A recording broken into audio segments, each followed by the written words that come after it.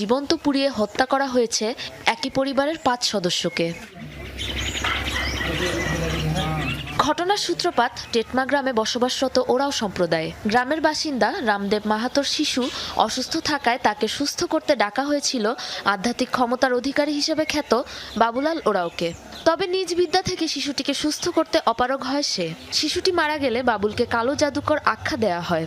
শিশু হত্যার অভিযোগ এনে গোটা গ্রাম চড়াও হয় বাবুলাল ও তার পরিবারের ৪ সদস্যের উপর। রাতভর চলে ব্যাপক মারধর, অকথ্য নির্যাতন। এরপর জঙ্গলে নিয়ে জীবন্ত পুড়িয়ে হত্যা করা হয় ৫ জনকে। বস্তাবন্দি করে তাদের মরদেহ ফেলে দেওয়া হয় পানিতে। পুকুর থেকে বাবুলাল ছাড়াও নিহত সীতা দেবী, মঞ্জিত ওরাও, আরানিয়া দেবী ও কাকাতর ক্ষতবিক্ষত মরদেহ উদ্ধার করেছে পুলিশ। মামলা দায়েরের পর গ্রেফতার করা হয়েছে ৩ জনকে। আসামি অজ্ঞাত ১.৫ শতাধিক। ভোর ৫টায় ওই পরিবারের ছোট্ট একটি